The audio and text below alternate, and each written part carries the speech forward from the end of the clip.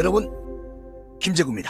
오늘 이준석을 양치기 소년 같은 녀석이라고 제가 헤드라인에 그렇게 제목을 썼는데, 그 이유가 이런 겁니다. 이준석이가 실제로는 신당을 추진한다는 의사가 전혀 없는 애다. 이 이준석이라는 친구가요, 이상하게 연기 피우는 기술이 있습니다. 더불어민주당 싱크탱크인 민주연구원 부원장을 지냈던 최병천이라는 분이 오늘 SNS에 글을 썼는데, 그거 마음에 와닿더라고요. 어떤 글이냐? 이준석이는 늑대 소년이 돼가고 있다. 그리고 늑대가 온다고 거짓말을 했던 양치기와 비슷하다고 이렇게 이제 얘기를 합니다. 그러면서 지난 2주간 거짓 이준석 신당론이 이준석 세불리기 시즌 1이었다면 시즌 2는 거짓으로 한동훈 비대위원장설을 띄워가지고 이준석 자기 신당론을 덮으려는 꼼수를 쓰고 있다는 거예요. 근데 이분이 말하는 게 난 맞는 것 같아.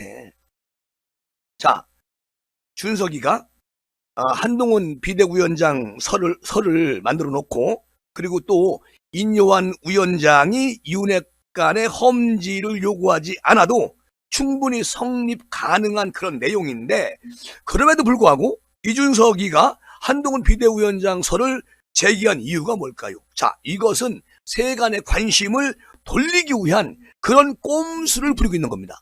아니, 신당 아무나 하나요? 그거 엄청 어렵습니다. 그러니 이준석이, 난 도대체가 대한민국 정치판에서 이런 느작없는 정치꾼들은 빠져나가야 된다는 얘기야.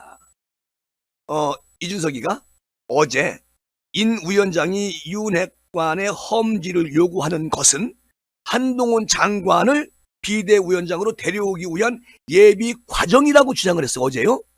이거 말만 드러내는데 정말 아주 기재야, 기재. 여러분, 신당 창당하는데 그 과정이 엄청 복잡해요. 최소한 2달 이상 걸리는 작업입니다. 그렇잖아요. 그리고 정당법에 따르면 정당은 5개 광역시에 각 1000명 이상을 충족하는, 총 5개 광역에 1000명씩을 충족하는 것인데, 총 5000명 이상 당원이 있어야만이 창당을 할 수가 있는 겁니다.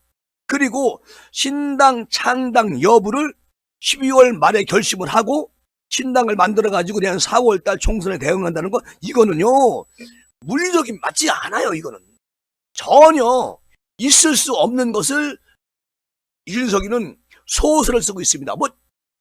진윤도 합류한다. 민주당에서도 나한테 온다. 정의당도 나한테 온다. 그렇게 이삭줍기를 내가 하는데 난 성공할 것이다. 김종필 전 총리, 그 어르신이 신당 창당해가지고 같은 그냥 센세이션을 일으킨 적이 있었습니다. 1996년도인가요? 근데 이런 말도 얘가 막 흘리면서, 정말 참, 그래서 제가 아까 제목을 양치기 소년 같은 녀석이다 이렇게 쓴 겁니다. 그러니까 이게요, 지난 2주 동안은 신당론을 띄워가지고 자기 몸값을 불리려고 아주 용트림을 썼었는데, 자, 이번 주에는 신당에 대한 결심을 말을 할 것이다. 신당에 필요한 구체적 행보를 시작해야 되는데 전혀 그런 게 기미가 보이지 않고, 다른 걸로 또 이슈권을 돌려가지고 실권에 빠져나가려고 하는 이런 정말 늑대 같은 아이다.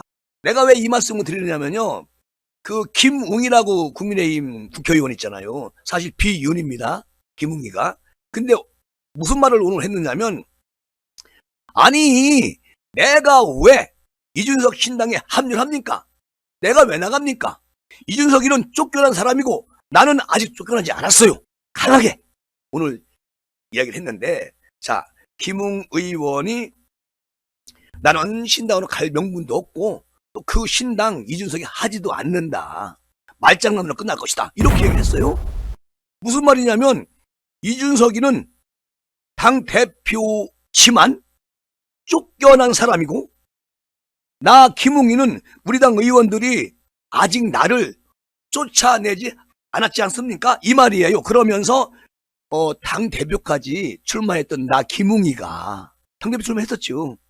그런 사람이 나다, 김웅이다. 그런데 당대표까지 나가겠다고 한 자가 김웅 자신을 얘기하는 겁니다. 신당에 간다고 가서 이준석 언저리에서 얼쩡된다고 하면 그것은 정치 도우에 맞지 않는 것이다. 이렇게 정의를 내려요. 김웅이가 김웅 철들었네.